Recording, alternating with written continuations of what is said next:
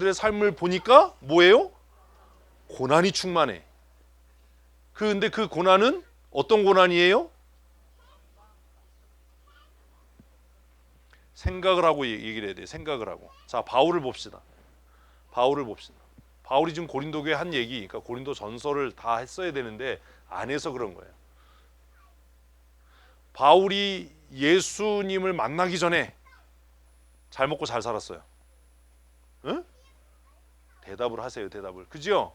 그런데 바울은 다메섹에서 예수님을 만나고 나서 삶이 고단해졌어요. 망한 거야. 그런데 그 바울이 고단한 삶을 살게 된 이유는 자발적인 겁니까? 타의에 의한 겁니까? 이제 둘 중에 하나 선택해야 되는데 뭐예요? 자발적인 거지요. 그 얘기를 고린도전서 했다고요. 우리가 사도로서 권리를 주장할 권리가 없냐? 아니다. 어? 왜 긍휼이 필요한 거예요?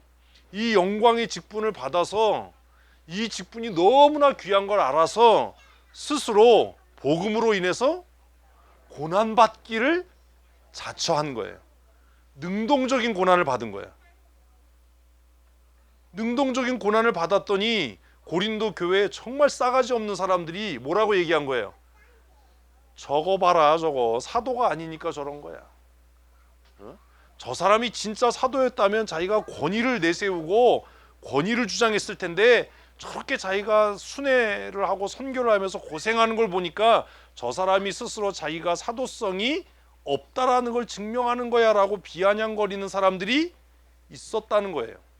지금도 그래요. 내가 참 이상한 게 뭐냐 하면 교회를 보면 막 성도들한테 반말하고 막 쌍소리하는 목사님들이 존경받아요. 근데 막 헌신하고 막 내가 희생해야지 이러면 개고생해. 지금도 그래. 지금도. 그래서 막 뒤에서는 욕을 하더라도 뭐 생활비 더 올려 뭐 이러면은 뭐 찌소리 못하고 해줘요. 근데 뭐 알아서 하세요 이러면 알아서 깎아. 이게 현실이잖아요. 그러니까 바울은 하나님께서 주신 은혜가 너무 크고 이 영광의 직분이 너무 귀해서 스스로 고난을 자처했더니 무시를 당하네. 야, 저 사도가 아니니까 저래. 뭐가 캥기는 게 있으니까 저런 거야. 그래서 이 영광의 직분에 뭐가 따라온 거예요? 고난이 따라온 거예요. 그럼 그런 고난이 다가오면 어때야 돼요? 때려쳐야지. 아니 글을 읽었으면 생각을 해야지. 그랬으면 어때야 돼요? 아이씨 더럽고 치사해서 안 한다. 뭐 이래야 되잖아요. 근데 더럽고 치사해서 안 한다 안 하고 계속 하는 거야. 그걸 왜 계속해요? 긍휼하심을 입은 대로 낙심하지 않았기 때문이에요. 이걸 이렇게 짧게 써놨으니 다 알아듣죠 우리가. 어? 다 알아듣잖아요. 우리가 그래도 고등학교를 나온 사람들인데 고등어하고 동창인데 우리가 꽁치도 아니고 갈치도 아니고 어? 그러니까 그렇게 되면 야씨 내가 죽어라고 헌신했더니 이것들이 날 무시해? 고린도 교회 내가 니네들을 개척하고 니네들을 말씀으로 양육했는데 다른 사람은 몰라도 나한테 이러면 안 되지. 내가 더러워서 안 한다 뭐 이래야 되잖아. 내가 뭐 조기국을 먹고 조기 은퇴를 해버린다 막 이러든지 아니면 이래야 되는데 그럼에도 불구하고 계속 견뎠던 거예요. 그러니까 고린도 교인들이 뭐라고 생각했냐면 또 이 못된 놈의 인간들이 야 거봐 저 사람은 무시해도 돼. 저런 대접 받아도 마땅해 라는 인간들이 또 있는 거예요. 그러니까 바울이 뭐라고 얘기하는 거예요? 우리가 이걸 견디는 건 니네 때문이 아니야. 포기하고 싶은 마음이 하루에도 몇 번씩 들고 때려치고 싶은 마음이 몇 번씩 들지만 우리가 이걸 계속하는 것은 하나님께서 우리를 긍휼히 여기시는 그 은혜를 받은 대로 뭐하지 않았기 때문이다. 낙심하지 않았기 때문이다. 제 얘기라 1절부터 이렇게 어려우니 에? 이해되셨어요? 그러니까 바울은 뭘 얘기하는 거예요? 우리가 이 직분을 감당하는 건 니네 때문이 아니다. 뭐 때문이다? 하나님의 위로하심, 하나님의 긍휼, 그 긍휼을 입은 만큼 우리가 낙심하지 않는 거다. 너희가 우리를 목사님, 뭐 사도 선생님 수고하시네요 이렇게 알아줘서가 아니라, 그것보다 하나님께서 나에게 영광의 직분을 맡기셨고 그 영광의 직분을 감당하는 과정에서 여러 가지 환난과 상처와 핍박을 당하지만 그때마다 하나님께서 우리에게 긍휼하신 은혜를 베풀어서 우리가 그 긍휼하심을 입은 만큼, 입은 대로니까 입은 만큼 뭐 하지 않는 거다? 니네들 보면 낙심할 수밖에 없고 니네들 보면 희망이 없지만 그 은혜가 우리를 낙심하지 않게 하는 거다. 그래서 낙심하지 않았다. 어? 그러니까 새 언약의 일꾼들에게는 뭐가 따라오는 거예요? 고난이 따라와요. 고난. 어? 그리고 그 고난을 당할 때 뭐가 따라와요? 하나님의 긍휼하심, 하나님의 은혜가 따라와요. 그래서 고난 당하는 자에게 우리가 위로할 말이 있는 거예요. 뭐라고요? 지금이 뭐다? 하나님의 은혜와 긍휼하심을 경험할 수 있는 때다. 하나님이 너에게 이런 고난을 주신 목적은 하나님의 은혜와 하나님의 긍휼을 경험케 해서 누군가 낙심한 자를 위로하려고 너를 쓰시는 거다. 이런 게 말씀의 적용성이에요. 하나님이 우리를 인생의 광야길로 인도하시는 이유는 그 광야길을 걸으면서 누군가 이 광야에서 길을 잃고 헤맬 사람들을 위로하고 인도하기 위해서 나를 낮추시고 나를 연단하시는 거다. 그러니 이 고난이 우리의 인생을 새롭게 태어나게 하고 새롭게 변화시킬 수 있는 뭐다? 기회다. 고난이 긍휼 입는 기회예요. 1절이 그거예요. 그러니까 한 절을 이렇게 좀 깊이 묵상만 해도 적용성이 생기는 거예요. 아, 견디어 하나님 신뢰. 이것보다는 하나님께서 이 고난을 통해서 하나님의 긍휼과 하나님의 은혜를 체험케 하고 드러내기 위해서, 그리고 마침내 너를 통해서 고난당하는 자와 두려워하는 자와 낙심당한 자를 위로하려고 하나님이 너를 연단하시고 훈련하시는 거다. 그러니 신실하신 하나님을 의지해라. 나도 마음이 아프지만 우리 같이 견디자. 뭐 이럴 수 있어야 이게 권사다운 거예요. 그게 진짜 하나님의 은혜를 아는 사람이에요. 권사의 직무가 그런 거예요. 주보 나눠주고 밥하고 이게 권사의 직무가 아니라. 그래서 바울이 지금 그 얘기하는 겁니다. 우리가 새 언약의 일꾼으로 부름을 받았다. 그래서 이 부르심이 너무나 큰 줄로 우리가 안다. 그래서 이 은혜를 감당하기 위해서 헌신하다가 고난을 당하고 환난을 당하고 무시를 당하고 핍박을 당하지만 우리가 이걸 포기하지 않을 수 있었던 것은 사람의 위로가 아니라 하나님의 긍휼하심이었다. 그리고 우리가 그 긍휼하심을 입은 대로 은혜를 받은 만큼 견디고 참을 수 있었던 거다. 자신의 삶의 경험이에요. 2절 읽습니다. 이에 숨은 부끄러움의 일을 버리고, 이해가 뭐예요? 긍휼하심을 입었기 때문이에요. 긍휼하심을 입었기 때문에 숨은 부끄러움을 버리고 뭐요? 속임으로 행하지 아니하며 하나님의 말씀을 혼잡하게 하지 아니하고 오직 진리를 나타내므로 하나님 앞에서 각 사람의 양심에 대하여 스스로 추천한다. 자, 이제 하나씩 정리를 해야죠. 그럼 부끄러움의 일을 버리고, 부끄러움의 일은 뭐예요? 이거를 또 이렇게 이르면 이제 또 막 상상의 나래를 막 펴요. 뭐가 부끄럽지? 그게 아니고 문맥에서 찾아야 돼요. 자, 이런 거예요. 쉽게 이제 정리를 하면 성경을 읽는 법을 가르쳐요. 이제 고미정 원사님이 권사회정을 열심히 헌신을 해. 응? 응? 막 사람들이 무시를 하는데도 열심히 해. 근데 또 사실은 그렇지 않잖아. 하여튼 뭐 열심히 해. 사람들이 막 무시하는데 그래도 열심히 해. 그럼 무슨 마음 들어요? 솔직하게 말을 해. 빨리 말을 해. 빨리 집에 빨리 가야 돼. 예? 무슨 마음이 들어요? 미운 마음이 들어요. 아유, 소리 안 나는 총 있으면 확 그냥 저거. 내가 권사만 아니었으면 너. 내가 힘만 셌으면 너 아주. 인간으로도 생각 안 한다. 속으로는 그러면서 겉으로는 뭐라 그래요? 아, 권사님 왔어요. 그게 뭐예요? 부끄러운 마음이에요. 부끄러운 마음. 때때로 고난과 환난을 당하면 우리의 마음속에 뭐가 자라요? 미움이 자라요. 분노가 자란다고. 분노가. 미움이 자라. 그래서 겉으로는 웃고 있지만 마음으로는 우는 게 아니에요. 저주를 하지. 무슨 울어요. 저주를 하죠. 독을 품죠. 내가 너 인간으로도 취급 안 한다. 오셨어요. 원수 갚는 거예요. 너 아주 너는 그게 하나님 앞에 새 언약의 일꾼으로 부름받은 자들에게는 어떤 일이에요? 그게 부끄러운 일이에요. 속으로는 사랑한 마음 없으면서 서로 참 잘 오셨어 인사. 아이고 잘 오셨어요. 아이고 사랑해요. 개뿔 무슨 사랑은 무슨. 너 보니까 체한다 이런 생각이 막 드는데 그게 무슨 마음이에요? 속임. 하나님의 긍휼하심을 입은 자라면 이런 태도를 버려야 하는 거예요. 쉽지 않아요? 한번 뼈 아프게 무시당해 보세요. 이게 쉽나? 쉽지 않아요.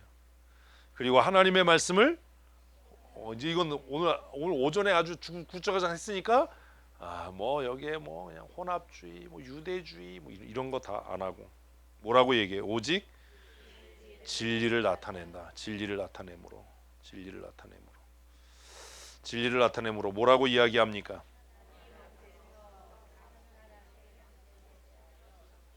추천한다. 이게 무슨 얘기냐면 아까 내가 하나님의 선한 일꾼으로 부르심을 받은 증거가 뭐냐라고 하면 네가 나한테 그렇게 할지라도 나는 선한 양심으로 한다. 그러니까 지난번에 설명드린 것처럼 우리는 상대편에 의해서 내 태도가 결정되잖아요. 나한테 잘해주는 사람은 잘해주고 좀 삐딱하게 하면 같이 삐딱하게 하고 그런 거잖아요.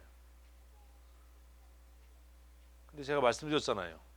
상대편의 어떠함과 관계없이 누가 결정하는 거다? 내가 결정하는 거예요. 내가.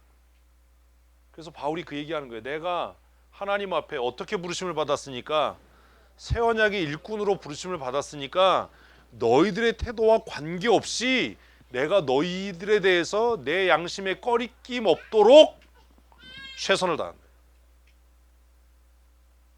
이거 쉽지 않은 일이에요. 여러분들도 태도를 바꾸셔야 돼요. 이게 교회 안에서만 적용되는 거예요. 우리가 같은 교회에서 성도라고 생각하고 신앙생활 하려면 네가 착하지 않으니까 나도 너 미워할 거야. 네가 나 속이니까 난 너 신뢰하지 않을 거야. 이거는 아닌 거라는 거예요. 응?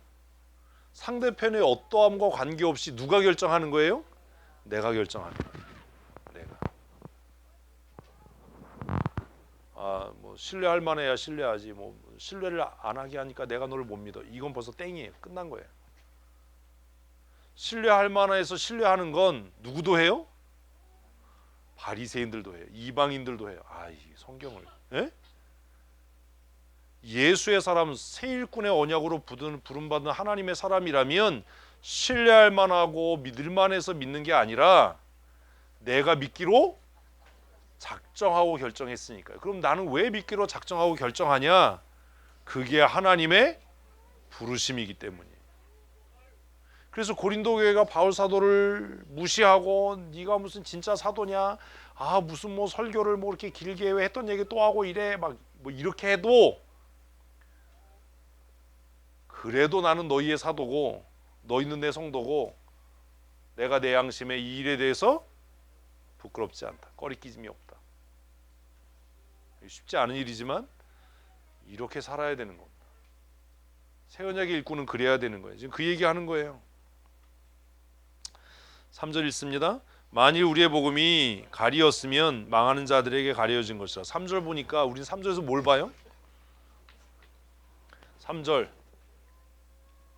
뭘 봐요? 글자를 봐요. 이러면 안 돼요. 이제 집에 가야 될 시간이 다 됐어요. 3절에서 뭘 봐요? 우리의 복음 이런 얘기 하지 마세요. 그런 내 진짜 자꾸 나 신령해지고 싶은데 나를 막말하게 만들지 마. 나보고 자꾸 그럼 뭐 개벽다구 같은 소리 이런 얘기 한다고 그렇게 얘기하지 마.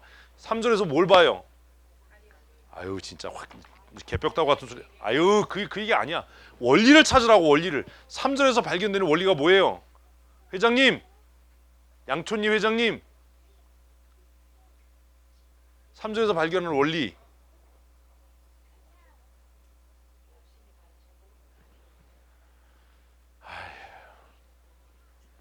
임남이밖에 없다. 3절의 원리가 뭐야? 이게 제가 너무 많은 걸 기대. 3절에서 발견되는 원리가 뭐야? 아니 3절을 읽으면 어떤 게 느껴져요?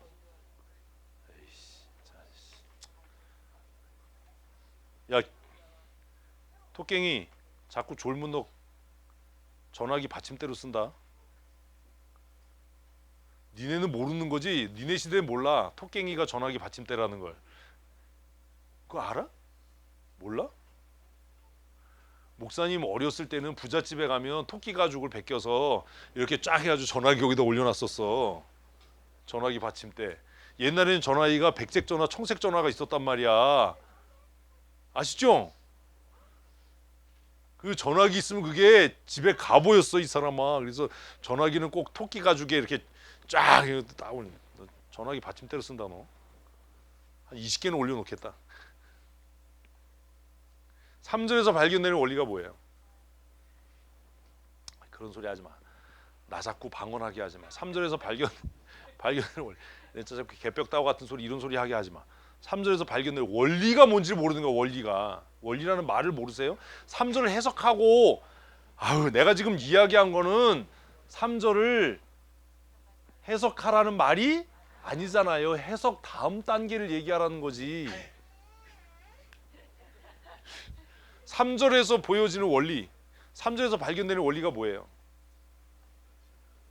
사역자는 자기가 전하는 복음에 대해서 확신이 있어야 된다. 아유. 사역자는 우리가 왜 문제가 되냐 하면 내가 전하는 복음이 하나님의 말씀대로라는 뭐가 없는 거예요? 확신이 없는 거예요. 왜 확신이 없어요? 첫째는 모르니까야. 모르니까. 둘째는 그대로 안 사니까예요.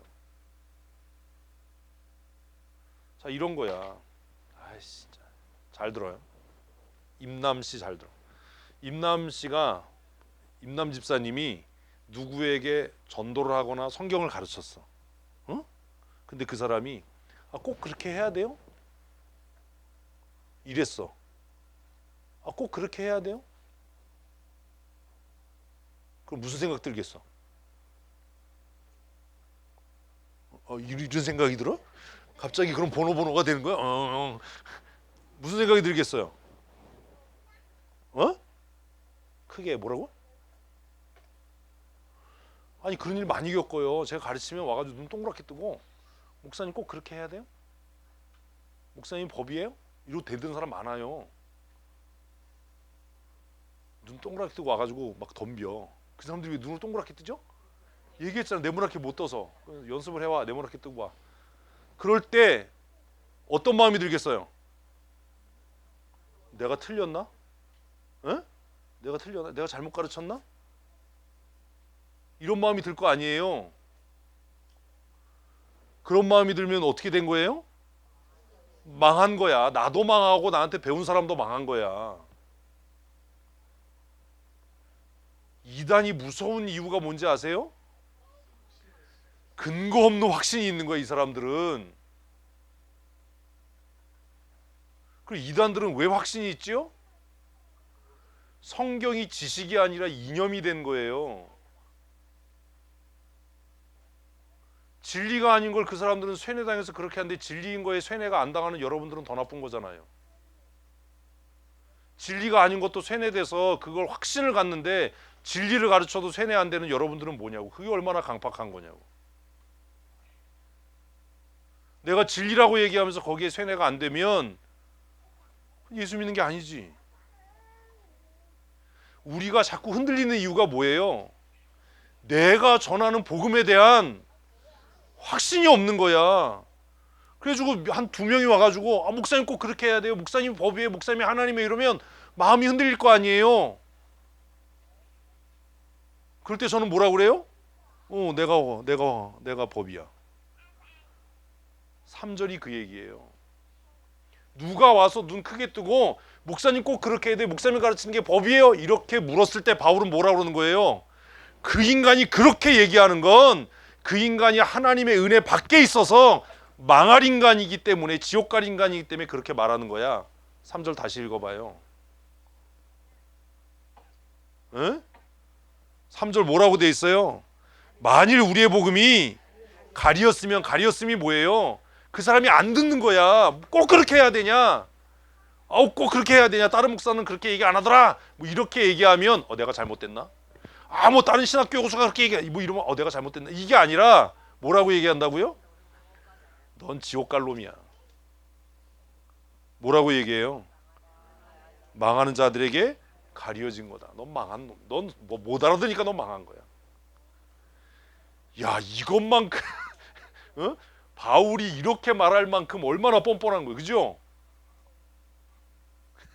이분들이 이제 정리가 안 되세요? 그래서 말씀을 가르치는 사람은 뭐가 있어야 돼요? 그냥 확신이 아니야. 자기 확신이 있어야 돼. 자기 확신이 있으려면 내가 가르치는 복음이 정말 성경대로인가에 대한 꾸준한 탐구가 있어야 되고, 그리고 내가 가르치는 말씀대로 살아야 확신이 있을 거 아니에요. 그래, 내가 가르친 게 진리야. 아니면 너 지옥 가는 거야. 왜? 나 그대로 살고 있으니까. 오늘 교회 지도자들에게 이런 게 없는 거예요. 누가 한마디 하면 벌벌 떨어요. 막 변명해. 그게 아니라 뭐 누가 와가지고 우리한테 야, 목사님이 가르친 대로 꼭 그렇게 살아야 되냐? 이러면 그래도 참고 살아. 우리가 하나님 보고 예수 믿는 거지 목사 보고 예수 있다고 소리 하지 말고 뭐라고 그래야 돼요? 그래? 그러면 너 너한테 그게 가리워졌으면 넌 그거 못 깨달아? 너. 그 3절에서 발견하는 원리는 뭐예요? 자기 확신이 있어야 된다. 그걸 찾으려니까 뭔 자꾸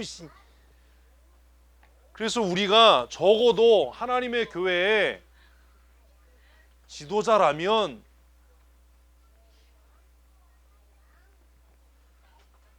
목사라면 적어도 내가 믿는 믿음, 내가 전하는 복음에 대해서 뭐가 있어야지요? 내 목숨을 걸 만큼 확신이 있어야지요. 그게 없어. 그게. 그래서 맨날 누가 뭐라 그러면 뭐 그 사람 말도 일리가 있는데 와가지고 그 얘기하는 거야. 맨날 교회 시끄럽게 하는 사람들 얘기 듣고 와가지고 뭐라 그래요? 목사님 그 사람 말도 좀 들어주세요. 그 사람 말도 일리가 있어요. 내가 웃으면서 그러잖아요. 뭐라고요? 일리는 있는데 이리가 없다. 이리가 없으니 어떻게 진리가 있을 수 있냐? 일이 없어졌죠? 몰라요? 익산이 됐잖아요. 나 이런 사람들하고 내가 같이 일이 없어졌어요. 익산됐어요. 왜요? 폭발 사고 있었잖아요. 그래서 일이하고 군산하고 됐어. 그래서 일이가 됐어. 일이는 없어. 일리가 없어. 일리는 그 사람들 말도 일리가 있잖아요. 일리가 있을지 모르지만 일리는 없고 진리는 아니야. 그런 말 전하지 마. 누가 뭐라 그런 말 전하지 마. 그런 말 전하는 네가 더 나빠. 그렇게 얘기하면 또 시험 들까 봐 그 말은 참아 못 해요. 말 좀 들어주래. 말 안 들어줘요. 4절 읽습니다. 그 중에 이 세상의 신이 믿지 아니하는 자들이 마음을 혼미하게 하여 그리스도의 영광에 복음의 광채가 비치지 못하게 함이니 그리스도는 하나님의 형상이라. 4절은 못 박아 버리는 거잖아. 3절을 못 박는 거죠. 그 인간들은 사단에 의해서 미혹돼서 천국 못 갈 사람이야. 간단하게 얘기하면 그거예요. 그러니 바울은 얼마나 자기가 전하는 복음에 대해서 뭐가 있었냐? 확신이 있었냐? 그럼 바울은 어떻게 자기가 전하는 복음에 대한 확신이 있었냐? 그렇게 많은 도전과 그렇게 많은 시비, 그렇게 많은 갈등에 노출되는데 어떻게 자기가 전하는 복음에 확신이 있었냐? 그 이유가 뭐예요? 성경을 열심히 연구했다니까요. 3년간 아라비아 광야에 가서 혼자 성경을, 자기가 만난 다메섹에서 만난 예수 그리스도에 대한 확신, 말씀에 대한 확신, 그게 있었어요. 5절 우리는 우리를 전파하는 것이 아니라. 그래서 이게 또 이거예요. 아까 내가 전한 대로 산다는 게 이거예요. 자, 거짓 선지자들의 특징이 뭐예요? 거짓 선지자들의 특징은 복음에 대한 태도를 보면 돼요. 지금 5절을 다 읽고 합시다. 5절 시작.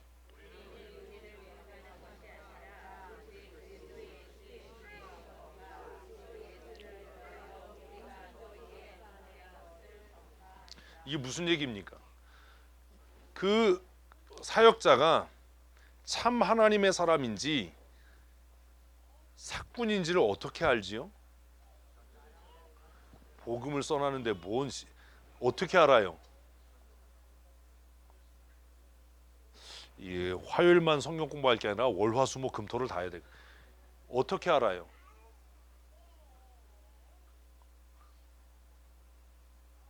이 사람이 진짜 목사인지 사꾼인지 어떻게 알아요? 네, 맞았어요. 근데 하나만 얘기했어. 입술만 자꾸 떨지 마. 중풍 걸린 줄 알아. 입술을 왜 바로 떨어? 딱 두 가지예요. 이것만 보면 알아요. 그에게 복음이 수단이냐 목적이냐. 진리의 복음을 전해요. 그런데 그 복음을 전해서 경제적인 유익이나 자신의 뭔가 유익을 도모한다면 그는 뭐예요? 사꾼이에요. 복음을 전해서 성도들이 복음의 진리 가운데로 거하게 한다면 그는 선한 목자인 거예요. 복음이 그에게 목적이냐, 복음이 그에게 수단이냐.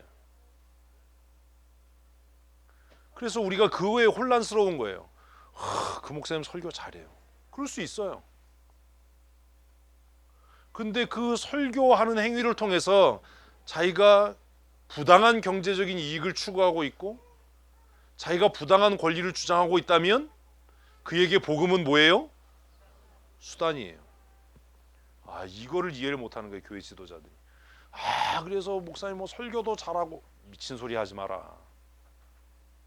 미친 소리 하지 마라. 지금 이게 일어나고 있는 일이에요. 지금 문제가 생긴 교회에서도 이 얘기하거든요. 그냥 이런 정신 넋 빠진 니네들 같은 성도들이 있으니까 이런 일이 생기는 거야. 우리 목사님 설교 잘하고. 야, 설교 잘해서 교회 돈 횡령하냐? 그 사람에겐 복음이 뭐예요? 수단이에요. 그것도 분간을 못하는 거예요. 복음이 목적이냐, 복음이 수단이냐. 이것만 보면 알아요. 이해되셨어요? 그래서 설교라는 행위, 복음 전하는 행위를 통해서 뭘 추구한다면 부당한 이익이 아니야. 정당한 이익은 취해야 되는 거야. 그게 고린도서에지. 고린도전서에서 뭐라고 그랬어요? 곡식을 떠는 소의 입에 망을 씌우지 말라고 하는 얘기가 하나님이 소를 염려해서 그 얘기 다 했는데 왜 그래? 복음 전하는 것을 통해서 정당한 이익을 취하는 건 문제가 안 돼요. 정당한 이익이라는 게 뭐예요? 교회가 주는 생활비, 교회가 목사를 존중해서 그의 삶을 책임지고, 이거 정당한 거지요. 정당한 존경, 신뢰. 근데 그걸 넘어서서 복음 전하는 것이나 설교를 하는 것이나 사역을 통해서 뭘 추구하고 있다면 부당한 이익을 추구하고 있다면, 불합리한 이익을 추구하고 있다면 그는 뭐가 아니에요? 하나님의 사람이 아니에요. 바울이 지금 5절에서 그 얘기하는 거예요. 그러니까 5절을 정리하면 이거예요. 근데 5절은 너무 어려우니까 제가 원리가 뭐냐 이걸 안 물었어요. 5절에서 바울이 뭐라고 이야기해요? 우리는 우리를 전파하는 게 아니야. 그러니까 요즘에는 어느 교회 목사님 말씀이 좋아, 그 교회, 이런 거 하면 안 되는 거예요. 그렇게 하면 성도가 목사를 우상화하는 거예요. 우리는 우리를 전하는 게 아니에요. 그 이에 무슨 얘기하면 나에게 복음은 뭐다? 목적이지 내가 유명해지는 수단이 아니다. 복음은 목적이에요. 수단이 아니에요. 그래서 한편으로는 그런 생각해요. 설교 방송하고 하는 게 과연 옳은 일인가? 정말 그게 복음을 전하기 위한 일인가? 목사가 자신의 명예를 위한 일인가? 도대체 뭐냐? 우리는 그걸 혼란스러워해요. 그래서 제가 뭐 그렇게 하는 분 나쁘다는 게 아니라 제가 마음속에 결심한 것 중에 하나가 그거예요. 우리 교회 아무리 커지고 돈이 뭐 썩어나고 뭐 문드러져도 뭐 설교 방송은 안 한다.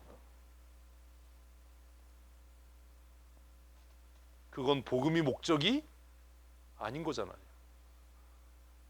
제 생각이 그렇다는 거예요. 그래서 내 생각이 그러니까 남한테는 강요 안 하지만 나는 안 한다예요. 돈이 문제가 아니다. 복음이 영화로워지느냐, 목사가 유명해지느냐, 둘 중에 하나잖아요.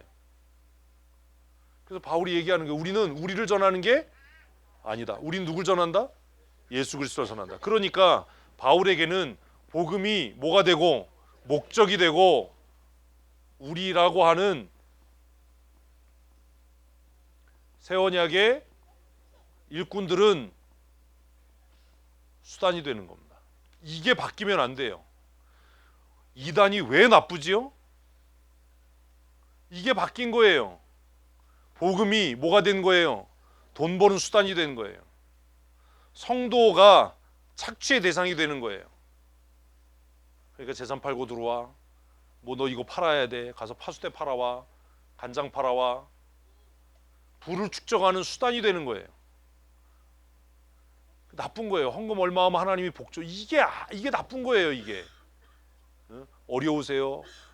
헌신하고 뭐 헌금하면 하나님이 복 주고 뭐 아프고 힘들면 그러잖아요. 아 기도해 봤더니 하나님이 1,000만 원 헌금하래요. 그럼 낫게 해준대요. 제가 어젠가 그제 늦게까지 굿 봤어요. 굿. 아주 부흥회를 했어요. 집에서. 굿을 어디서 봤냐? 텔레비전 하는 거 봤어요. 굿 왜 해요? 그게 수단이에요. 그죠? 우리 예배 왜 해요? 이게 목적이어야 되는 거예요. 근데 교회가 미쳐가지고 예배가 지금 뭐가 되는 거예요? 복 받는 수단이 되면 똑같은 거예요. 굿하는 거나. 예배는 예배 자체가 목적이어야 해요. 복음은 복음 자체가 목적인 거예요. 전도는 전도 자체가 목적이어야 돼요. 근데 자칫 잘못하면 전도가 교회 부흥을 위한 수단이 돼 버리잖아요.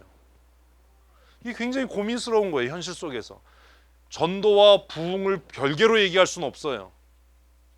그러나 전도 자체가 교회의 부흥을 위한 수단이 되면 안 돼요. 이게 수단이 되면 온갖 방법을 다 써야 되는 거야. 돈 줘서라도 데려와야 되고 경품 줘서라도 데려와야 되고 그걸 마치 옳은 것처럼 자랑하는 시대가 돼버린 거예요. 고민하는 거예요. 이게 정말 옳은 일이냐. 전도 자체가 목적, 영혼 구원이 목적이라면 이거는 뭔가 잘못된 게 아니냐. 바울은 그 얘기를 하는 겁니다. 그리스도의 복음이 목적이라면 목사는 뭐가 돼야 되는 거예요? 수단이 돼야 되는 거예요. 아, 이거 잘 아셔야 돼요. 이단은 교주가 뭐가 돼요? 목적이 되지요. 그러니까 그가 가르치는 복음이 뭐가 되는 거예요? 수단이 되는 거예요. 성도들은 수단이에요. 착취의 대상이에요. 뭐 천국 가냐 지옥 가냐 이거 떠나서 그것만 보면 알아요. 근데 오늘 교회도 이 형태가 비슷해져 가는 거예요. 근데 바울은 선명하게 이야기하는 겁니다. 우리의 목적은 뭐다? 그리스도의 복음이다. 대답을 해야지. 우리의 목적은 뭐예요? 그리스도의 복음이에요. 그럼 우리는 뭐냐? 수단이다. 그게 뭐냐면 우리가 너희의 종되었다예요. 그리스도의 복음이 목적이니까 우리는 너희를 그리스도께로 인도하기 위한 뭐다? 수단이다. 그 수단의 역할을 하기 위해서 우리가 너희의 종으로라도 섬기겠다. 그래서 우리가 사도로서의 권위를 주장하지 않고 정말 고생을 하면서 힘들여서 애써서 내가 그렇게 길게 설교를 하고 여러 번 똑같은 말로 권면하고 너희들을 야단치고 했던 이유가 뭐냐 하면 너희를 그리스도께로 인도하기 위해서 내가 내 삶을 희생하고 불태우고 사르는 거다. 내가 희생해서 그리스도의 영광이 드러나게 하기 위함이다. 그게 5절이에요. 그래서 우리는 우리를 전하는 게 아니라 뭘 전하고? 예수 그리스도의 주되심을 전하고 그리고 너희가 예수 그리스도께로 나아가기 위해서 우리가 너희의 종되었다라고 얘기하는 거예요. 거짓 스승들은 군림하고 주장하고 내가 인정받기를 원하지만 우리는 너희를 예수께로 인도하기 위해서 우리 스스로가 너희의 종된 것을 자랑한다. 종된 것을 자랑한다. 그렇게 이야기하는 겁니다. 근데 왜 내가 목이 아프냐? 6절 읽습니다. 어두운 데에 빛이 비치라 말씀하셨던 그 하나님께서 예수 그리스도의 얼굴에 있는 하나님의 영광을 아는 빛을 우리 마음에 비추셨느니라. 그럼 우리가 왜 이렇게 하냐 하면, 자 6절에서 그럼 왜 우리가 우리 자신을 수단으로 전락시켜서 복음이 목적되게 하냐 하면 6절 끝이에요. 6절 끝이잖아, 그지? 단락이잖아요. 거기까지가 한 단락 하는 게 이렇게 어렵네. 고린도후서가 왜 그런 거예요? 아니 이거 여러분의 말로 고치라고. 왜 그런 거예요? 왜 그런 거예요? 아니 이게 헬라어로 써 있나?